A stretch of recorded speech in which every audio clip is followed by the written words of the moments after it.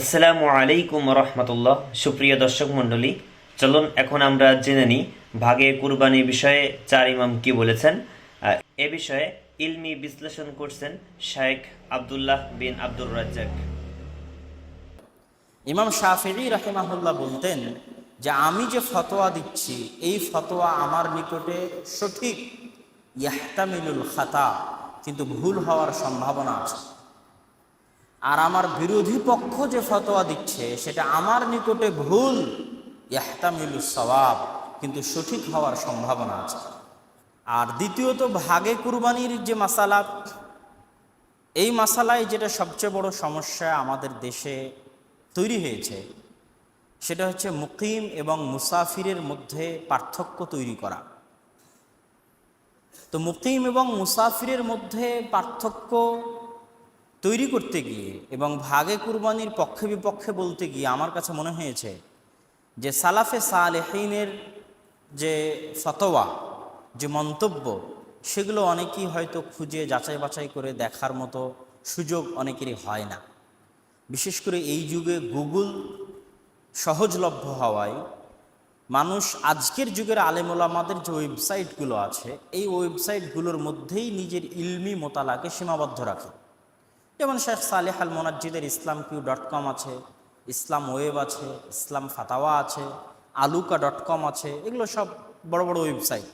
যে কোনো কিছু আপনি গুগলে সার্চ দিলে আরবিতে, এগুলো থেকে আপনি কোনো না কোনো উত্তর পাবেনই। তো সাধারণত মানুষ যেহেতু গভীর মোতালা করার অভ্যাস মানুষের কাছ থেকে উঠে গেছে, এই জন্য শর্টকাট গুগলে সার্চ দিলে যে সমস্ত আলেম ওলামার ফতোয়া পাওয়া যাবে তারা এই যুগের।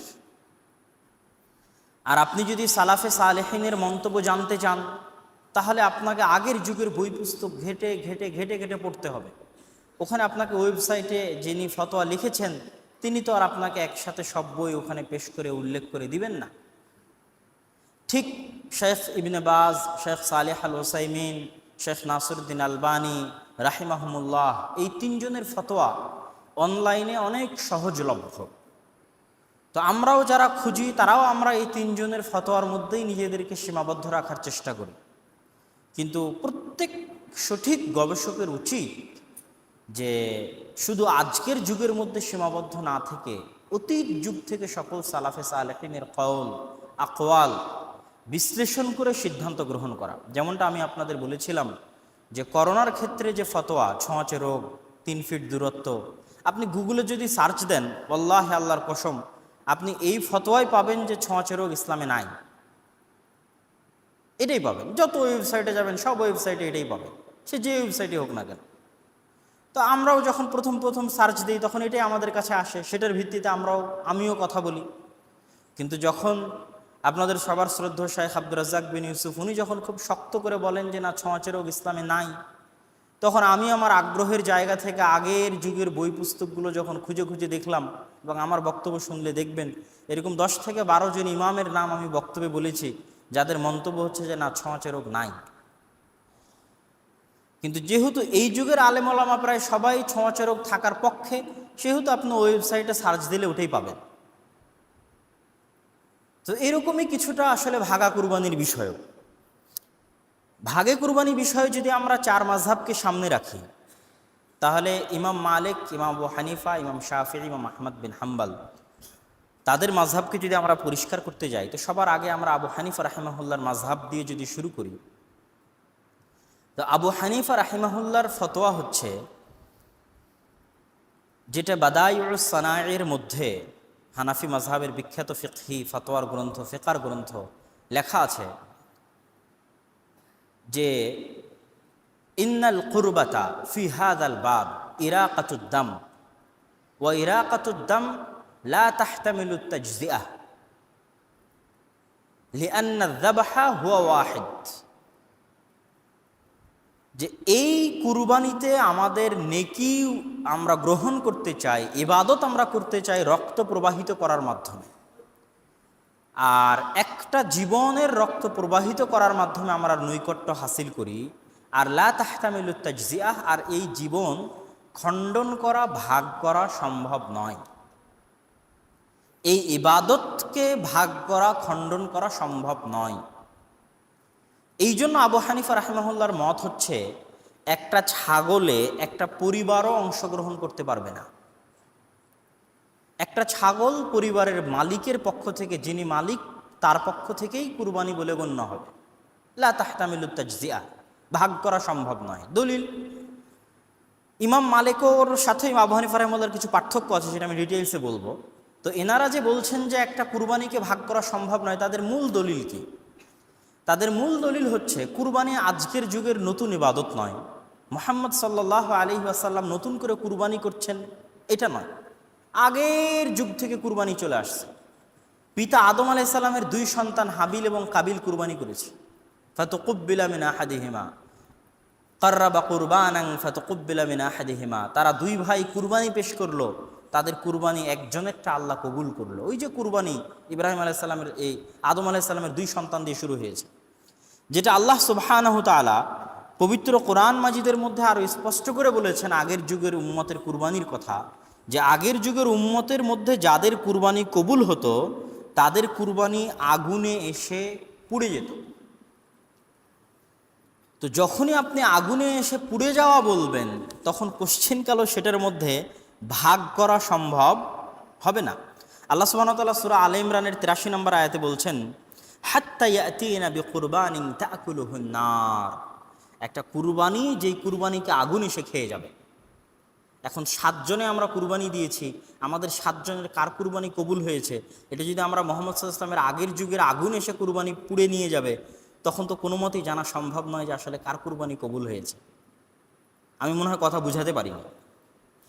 তো আগের যুগে এটাই ছিল যে একজনের পক্ষ থেকে একটাই কুরবানি কবুল হলো কিনা এটা আকাশ থেকে আগুন এসে পুড়ে যাবে, সেটা বোঝার জন্য আরও একটা দলিল এখানে পেশ করা হয়েছে, যে ওয়াফাদাইনাহু বিযিবহিন আযীম, সূরা সাফফাতের 107 নম্বর আয়াতে, যে ইব্রাহিম আলাইহিস সালাতু ওয়াস সালাম তার সন্তান ইসমাইলের একটা আত্মাকে মুক্ত করছেন আর একটা পূর্ণ আত্মার বিনিময়ে, যেখান থেকে আমাদের কুরবানির ইবাদতটা এসেছে, সেটার আসল হচ্ছে যে ইব্রাহিম আলাইহিস সালাম একটা পূর্ণ আত্মা কুরবানি করছেন, যেটা আল্লাহ কোরআনে বলছে ওয়াফাদাইনাহু বিযিবহিন আযীম, আর ওই পূর্ণ আত্মার বিনিময়ে ইসমাইল আলাইহিস সালামকে ছুটিয়ে নিচ্ছেন, ইসমাইল আলাইহিস সালাতু ওয়াস সালামের জীবনকে মুক্ত করে নিচ্ছেন আর একটা পূর্ণ আত্মার বিনিময়। ফালা তাহতামিলুত তাজজিয়া, তাহলে এখানেও ভাগ বা খণ্ডন করা সম্ভব নয়। এবং এটার উপর ভিত্তি করেই অনেক বড় বড় আলেম ওলামা বলেছে যে আকিকায় ভাগ চলবে না। এখন একই দিনে একটা মেডিকেলে 7টা বাচ্চা জন্ম নিয়েছে, আমরা 7 জন মিলে একটা গরু নিয়ে এসে 7 জনের নামে আকিকা দিয়ে দিলাম, এবং ওই এক গরুতে 7 জনের আকিকা হয়ে যাবে, বা এক খাসিতে 7 জনের আকিকা হয়ে যাবে, হবে না। কি জন্য? যে এর নাফস, যে ইন্নাল ওয়ালাদ মুরতাহানুম বে আকিকাতিহি, যে বাচ্চার আত্মা বন্ধক আছে তার আকিকার সাথে। তো ওই পূর্ণ আত্মাকে মুক্ত করতে হবে পূর্ণ একটা আকিকা দেওয়ার মাধ্যমে। তো এই সমস্ত দলিলগুলোকে সামনে রেখে ওনাদের মন্তব্য হচ্ছে যে এই অধ্যায়ে, কুরবানির অধ্যায়ে আসল মূল হচ্ছে একজন ব্যক্তির পক্ষ থেকে একটাই কুরবানি হতে হবে। এই জন্য আবু হানিফা রাহিমাহুল্লাহর মত হচ্ছে যে পরিবারও পিতার সাথে খাসির অংশগ্রহণ করতে পারবে না, যে খাসিতে পরিবার অংশ হতে পারবে না। ইমাম মুহাম্মদ রাহিমাহুল্লাহ স্পষ্ট বলছেন তার মুওয়াত্তা মুহাম্মাদের মধ্যে, যে তিনি কি বলছেন, আর রজুলু ইয়াকুনু মুহতাজান ফায়াযবাহু শাতাল ওয়াহিদা ইউদাহি বিহা আন নাফসিহি ফায়াকুলু ওয়া ইউতঈমু আহলা, যদি খুবই দরকার হয় তাহলে একজন ব্যক্তি সে নিজে একাই একটা কুরবানি করবে আর তার পরিবার পরিজনকে সেই গোস্তের মধ্যে অংশ দিয়ে তাদেরকে গোস্ত খাওয়ানোর ব্যবস্থা করে দিবে। কিন্তু ওয়ালা ইয়াজুজু শাতুন ইল্লা আনিল ওয়াহিদ, কিন্তু একটা খাসিতে পরিবারের 3 জন সদস্য অংশগ্রহণ করবে, 5 জন সদস্য অংশগ্রহণ করবে, এটা আবু হানিফা রাহিমাহুল্লাহর পক্ষ থেকে সম্ভব নয়। তাহলে আবু হানিফা রাহিমাহুল্লাহ 7 ভাগে গরু বা 7 ভাগে উটে 10 ভাগে উটে কেন পক্ষে? উনি বলছেন যে আসল হচ্ছে এই অধ্যায়ে ভাগ চলবে না, ততটুকুতে ভাগ চলবে যতটুকুতে রাসূল সাল্লাল্লাহু আলাইহি সাল্লাম ভাগ করেছেন। রাসূল সাল্লাল্লাহু আলাইহি সাল্লাম কতটুকুতে ভাগ করেছেন?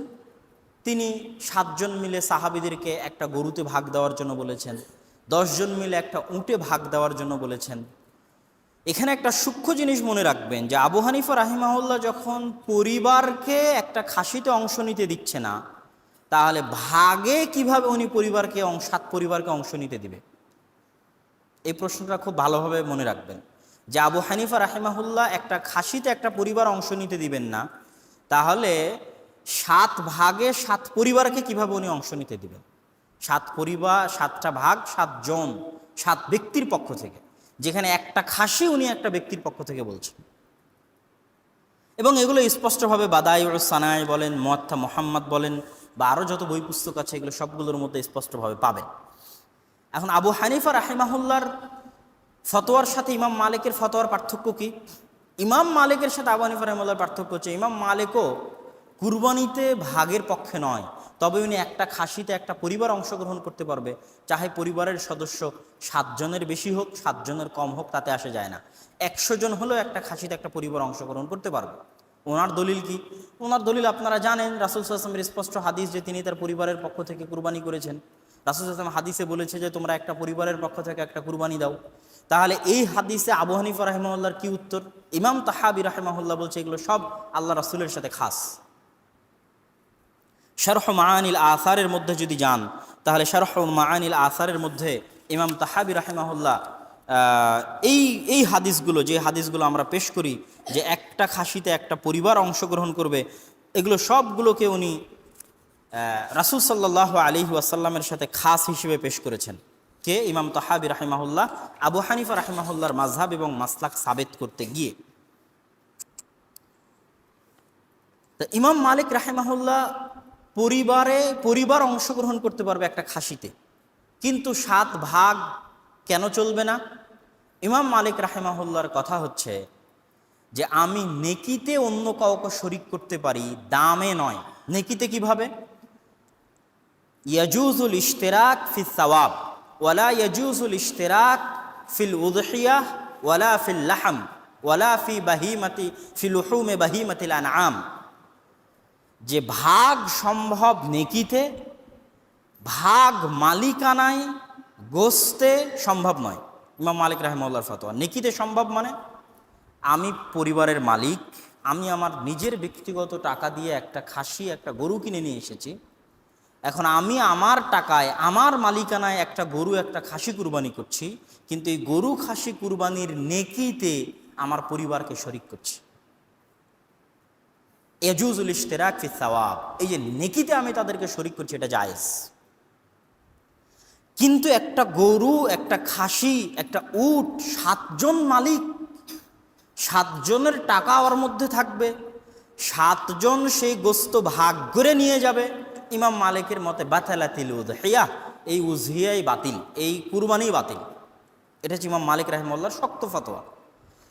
কি জন্য ইমাম মালিক রাহিমাহুল্লাহর শক্ত ফতোয়া এটা? ইমাম মালিক রাহিমাহুল্লাহ মদিনাবাসীকে কোনোদিন এইভাবে ভাগে কুরবানি করতে দেখেননি, যেটার স্পষ্ট প্রমাণ মুয়াত্তা মালিকে যখন উনি উযহিয়া অধ্যায়ে আলোচনা করেছেন, সেখানেও আলোচনা করেছে। এবং আরও কিছু স্পষ্ট প্রমাণ পাওয়া যায় আব্দুল্লাহ বিন ওমর রাদিয়াল্লাহু তাআলা আনহুর পক্ষ থেকে। আব্দুল্লাহ বিন ওমর রাদিয়াল্লাহু তাআলা আনহুকে ইমাম শাআবী জিজ্ঞেস করছে, আল বাকারাতু তুজজিউ আন সাবআতিন, যে একটা গরু 7 জনের পক্ষ থেকে সম্ভব। তখন ইবনে ওমর শাআবীকে বলছে, ইয়া শাআবী, আওয়ালাহা সাবআতু আনফুস, একটা গরুর কি 7টা আত্মা থাকে? কেমনে 7টা আত্মা? যদি একটা গরুর 7টা আত্মা না থাকে, কেমনে 7 জনের পক্ষ থেকে সম্ভব? তখন শাআবী বলছে যে অমুক অমুক অমুক অমুক হাদিস, এটা হাদিস। তখন ইবনে ওমর রাদিয়াল্লাহু তাআলা বলছেন, এটা আমার জানা ছিল না যে এইভাবে মানুষ 7 ভাগে কুরবানি করবে, এটা আমার জানা ছিল না। ইবনে ওমর রাদিয়াল্লাহু তাআলা জানতেন না যে 7 ভাগে কুরবানি মানুষ এইভাবে করবে। ইবনুল মুসাইয়িব, মদিনার বিখ্যাত তাবেঈ, তিনি কি বলছেন? মা কুন্না না'রিফু ইল্লা যাকা হাত্তা খালাতানা আহলুল ইরাক ফাদাহু আন কুল্লি ওয়াহিদিন বিশাতিন ওয়া কানা আহলুল বাইতি ইয়াদাহুনা বিশাত। যে আমরা মদিনাবাসীরা যে একটা গরুতে 7 জন কুরবানি হবে বা একটা উটে 10 জন কুরবানি হবে, এটা আমাদের মধ্যে ছিল না। যতক্ষণ না আমরা কুফাবাসীর সাথে মিশ্রিত হয়েছি, কুফাবাসীর সাথে আমাদের সংমিশ্রণ ঘটেছে, ততক্ষণ আমরা এই আমল সম্পর্কে আমাদের জানা ছিল না।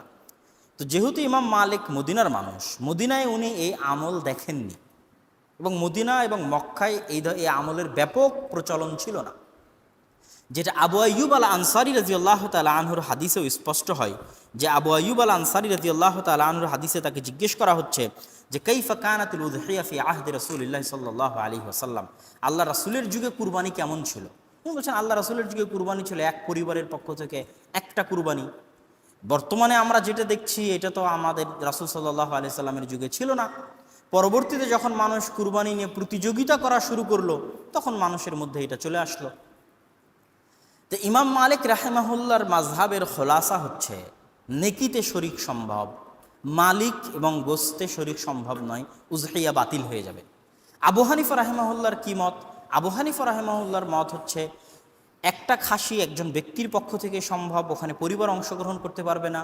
একটা গরু 7 জন ব্যক্তির পক্ষ থেকে সম্ভব, ওখানেও পরিবার অংশগ্রহণ করতে পারবে না। একটা উট 10 জন ব্যক্তির পক্ষ থেকে সম্ভব, ওখানেও পরিবার অংশগ্রহণ করতে পারবে না। লা তাহতামিলুত তাজজিয়া, উজজিয়াকে কুরবানিকে ভাগ করা সম্ভব নয়, তবে যতটুকুর অনুমতি রাসূল সাল্লাল্লাহু আলাইহি সাল্লামের পক্ষ থেকে পাওয়া যায়। এখন আবু হানিফা রাহিমাহুল্লাহর মাযহাবের সবচেয়ে শক্ত দিক, যেটা আমাদের দেশের হানাফি আলেম ওলামারাও বলে না, অথচ সব হানাফি ফিকহের বইয়ে এই বিষয়ে একমত, সবাই একমত। যে কোনো হানাফি আলেমকে জিজ্ঞেস করলে আপনি এটার অ্যান্সার পাবেন। সেটা কি? ইমাম জুফার, ইমাম মোহাম্মদ, ইমাম আবু ইউসুফ, ইমাম আবু হানিফা সবাই একমত যে 7 জন ব্যক্তি যদি একটা গরুতে অংশগ্রহণ করে, 10 জন ব্যক্তি যদি একটা উটে অংশগ্রহণ করে, আর তাদের কোনো একজনের নিয়াতে ত্রুটি থাকে, সবার কুরবানি বাতিল হয়ে যাবে। এটা আবু হানিফা রাহিমাহুল্লাহর মাযহাব।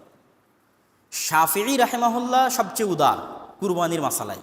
ইমাম শাফিঈ রাহিমাহুল্লাহ যে সবচেয়ে উদার, তোমরা ওই কুরবানি উটেও ভাগ দাও, গরুতেও ভাগ দাও, পরিবারও অংশগ্রহণ করো, তারপরে খাসিতেও পরিবার অংশগ্রহণ করো, নিয়াত এক হোক, নিয়াত আলাদা হোক, কোনো সমস্যা নাই।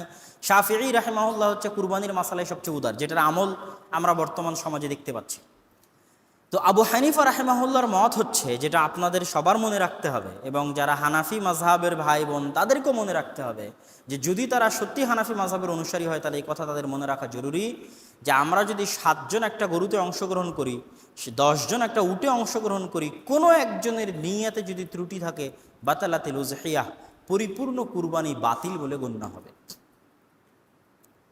সম্মানিত উপস্থিতি, এবার আসি যে কুরবানির মাসালায় এখানে আপনাদের সামনে সংক্ষিপ্তভাবে যে কয়েকটা জিনিস স্পষ্ট করতে চাইলাম, তার মধ্যে 1 নাম্বার স্পষ্ট করতে চাইলাম যে কুরবানির মাসালায় যে 7 জন 7 পরিবার, কেউ কেউ বলছে যে এটা আজকের যুগের নতুন মন্তব্য, যে 7 জনে চলবে, 7 পরিবারে চলবে না, এটা আগের যুগে ছিল না, এই মানুষ নতুন আবিষ্কার করেছে। আগের যুগ থেকে এই বিতর্ক চলে এসেছে, যেটা আমি আবু হানিফা রাহিমাহুল্লাহর মাযহাব আপনাদের সামনে পেশ করলাম। এমনকি সৌদি যে ফতোয়া বোর্ড আছে, এই সৌদি ফতোয়া বোর্ডেরও একবারের ফতোয়া এরকম ছিল যে 7 ব্যক্তির পক্ষ থেকে ভাগ সম্ভব, কিন্তু 7 পরিবারের পক্ষ থেকে ভাগ সম্ভব নয়। মুহাম্মদ বিন ইব্রাহিম তিনি যখন প্রধান গ্র্যান্ড মুফতি ছিলেন, তখন তিনি এই ফতোয়াটা তার পক্ষ থেকে প্রদান করা হয়েছিল। এই ফতোয়াটা অনেকেই শেয়ার করতে চায় না বা অনেকেই বলতে চায় না। তো এই ফতোয়াটা আপনাদের জেনে রাখা দরকার যে সৌদি আরবের ফতোয়া বোর্ডের পক্ষ থেকেও এরকম ফতোয়া ছিল যে 7 ব্যক্তির পক্ষ থেকে ভাগ সম্ভব, কিন্তু 7 পরিবারের পক্ষ থেকে ভাগ সম্ভব নয়। তো সব মিলিয়ে ভাগে কুরবানির বিষয়ে যদি আমরা জায়েজ বলি, বহু আলেম ওলামা জায়েজ বলেছে, ইমাম শাফিঈ রাহিমাহুল্লাহ জায়েজ বলেছে, আবু হানিফার ইমাম মালিক রাহিমাহুল্লাহর দলিল, তাদের মাযহাবের অবস্থান, সেটা আপনাদের সামনে পেশ করলাম। আমরা যদি জায়েজ বলিও, তবুও আমাদেরকে এটা মনে রাখতে হবে যে ইমাম মালিক রাহিমাহুল্লাহ, যেখানে উনি একটা পরিবার একটা খাসিতে অংশগ্রহণ করতে পারবে, এই মন্তব্য পেশ করার পরও ইমাম মালিক রাহিমাহুল্লাহ বলছে এটাই উত্তম যে পরিবারের প্রত্যেক সদস্য নিজের নিজের পক্ষ থেকে আলাদা কুরবানি দেবে। যেমন আমি আমার আব্বার সাথে আছি, ইমাম মালিক রাহিমাহুল্লাহর কথা অনুযায়ী আমার একটা আলাদা কুরবানি দেওয়া উচিত, আমার পিতার একটা আলাদা কুরবানি দেওয়া উচিত, আমার দাদার একটা আলাদা কুরবানি দেওয়া উচিত, আমার মায়ের একটা আলাদা কুরবানি দেওয়া উচিত। এটা ইমাম মালিক রাহিমাহুল্লাহ নিজে বলছে, যদিও উনি একটা খাসিতে পুরো পরিবার অংশগ্রহণের পক্ষে, তারপরও উনি বলছেন এটা উত্তম যে পরিবারের সদস্যরাও প্রত্যেকে যাদের সামর্থ্য আছে, যাদের টাকা পয়সা আছে, তারা হয়তো এক পাতিলেই খায়, এক বাড়িতেই উঠা বসা করে, তাদের প্রত্যেকের উচিত নিজের নিজের পক্ষ থেকে আলাদা আলাদা কুরবানি দেওয়া। এই জন্য যে এটাই হচ্ছে আসল কুরবানির ইবাদতের, এটাই হচ্ছে প্রথম অবস্থা, এটাই হচ্ছে মূল এবং প্রকৃত অবস্থা। তো যদি আমরা 7 ভাগে কুরবানি দিও, সেক্ষেত্রেও আমাদের এটা মাথায় রাখতে হবে যে আমরা যেন সর্বোচ্চ পর্যায়ের চেষ্টা করি যে শুধু পুরো পরিবারের পক্ষ থেকে একটা নয়, বরং পরিবারের সদস্যরাও যদি সামর্থ্য থাকে তাহলে সবাই আলাদা আলাদা কুরবানি দিবে। এইটা পূর্ণ একটা কুরবানি দিয়ে আমরা আল্লাহ সুবহানাহু ওয়া তাআলার নৈকট্য, আল্লাহ সুবহানাহু ওয়া তাআলার ইবাদাহ হিসেবে আমরা এই ইবাদতটি পালন করছি। আর এটাও আমাদের মাথায় রাখতে হবে যে সাহাবীদের যুগে, রাসূল সাল্লাল্লাহু আলাইহি ওয়াসাল্লামের যুগে এইভাবে 7 ভাগে কুরবানি দেওয়ার প্রচলন তাদের যুগে ছিল না। তবে এখানে একটা কথা বলি, মুকিম এবং মুসাফির হিসেবে যে পার্থক্য আমরা করছি, এই পার্থক্যটা সালাফে সালেহিনের মধ্যে কারো কাছে সেভাবে পাওয়া যায় না। শুধু ইমাম লাইস বিন সাদ আল মিসরি তিনি শুধু পার্থক্য করেছেন মুকিম আর মুসাফিরের। আর বাকি আমার মোতালা অনুযায়ী আর কোনো ইমামকে আমি দেখিনি যে তারা মুকিম এবং মুসাফিরের পার্থক্য করছে। তাদের মূল দ্বন্দ্বটা হচ্ছে যেটা আমি আপনাদের সামনে পেশ করলাম, যে আসলে কুরবানি একজনের পক্ষ থেকে হওয়া উচিত, কিন্তু ইমাম আবু হানিফা বলছে যে যেহেতু আল্লাহ রাসূল 7 জনের পক্ষ থেকে করতে বলেছে, অতএব 7 জন গরুতে হতে পারে, কিন্তু একটা খাসিতে একটা পরিবার হতে পারবে না, এক ব্যক্তির পক্ষ থেকেই হবে। যেটা আল্লাহ রাসূল করেছে ওটা তার সাথে খাস। ইমাম মালিক বলছে কুরবানি আসল হচ্ছে যে একজন ব্যক্তির পক্ষ থেকে একটাই কুরবানি হবে, তবে পরিবার অংশগ্রহণ করতে পারে খাসিতে, যেহেতু আল্লাহ রাসূলের পরিবার তার খাসিতে, তার গরুতে অংশগ্রহণ করেছে।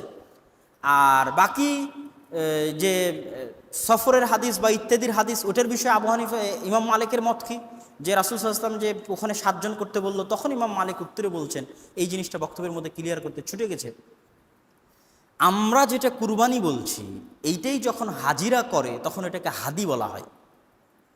আমরা যেটা কুরবানি করছি এটাকে আমরা বলছি উযহিয়াহ আরবিতে, আর হাজিরা যে কুরবানি করবে ওটাকে বলা হচ্ছে হাদি আরবিতে।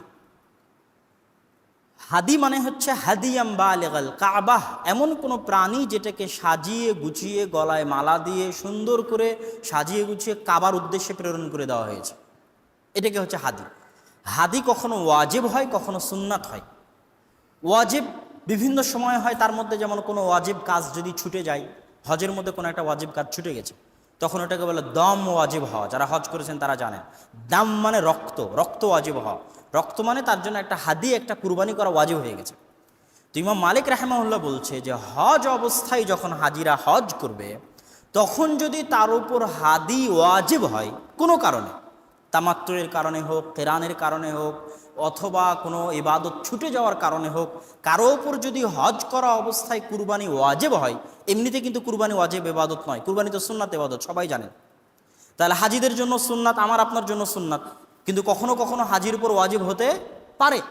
যদি হাজির উপর হাদি দেওয়া ওয়াজিব হয়, ইমাম মালিক বলছেন ওই হাদিতে স্বামী স্ত্রীও ভাগ হতে পারবে না, বাপ বেটাও ভাগ হতে পারবে না। আমার উপর হাদি ওয়াজিব, আমি আমার মতো একটা হাদি দিব, আমার স্ত্রীর উপর হাদি ওয়াজিব, সে তার মতো একটা হাদি দিবে, যদি ওয়াজিব হয়। আর যদি নফল সুন্নাত হিসেবে হয়, তাহলে হাদিতে তারা অংশ নিতে পারে। তো যতগুলো হাদিস আছে সবগুলো হজ অবস্থায়। তো এই জন্য ইমাম মালিক রাহিমাহুল্লাহর উত্তর হচ্ছে এগুলো সব হাদি, এবং এগুলো সব সুন্নাত এবং নফল ছিল। রাসূল সাল্লাল্লাহু আলাইহি ওয়াসাল্লাম বাধাপ্রাপ্ত হলেন হুদাইবিয়ার সময়, বাধাপ্রাপ্ত হওয়ার কারণে তখন সুন্নাত হিসেবে একটা গরুতে 7 জন অংশগ্রহণ করেছে, সুন্নাত হলে অংশগ্রহণ করতে পারে। কিন্তু ইমাম মালিক রাহিমাহুল্লাহ থেকে আরও কিছু দ্বিমত আছে, যে ইমাম মালিকের কিছু মত এরকমও আছে যে সুন্নাত হলেও হাদিতে ভাগে অংশগ্রহণ করতে পারবে না, এরকমও কিছু মত ইমাম মালিক রাহিমাহুল্লাহর পক্ষ থেকে আছে। কিন্তু যদি ওয়াজিব হয়, তাহলে স্বামী স্ত্রীও হাদিতে ভাগ বসাতে পারবে না, বাপ বেটাও হাদিতে ভাগ বসাতে পারবে না, মা ছেলেও হাদিতে ভাগ বসাতে পারবে না, যদি ওয়াজিব হয়। ইমাম মালিক রাহিমাহুল্লাহ এই মাসালাই এতটা কঠোর এবং এতটা কঠিন।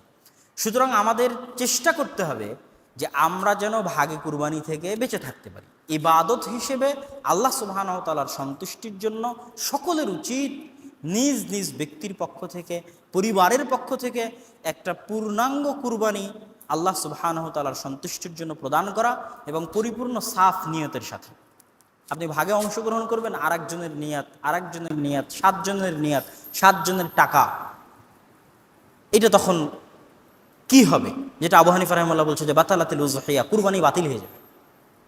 হয়তো অনেকেই বলেছেন জায়েজ হবে, কিন্তু আপনি ওই বিতর্কের মধ্যে কেন যাবেন?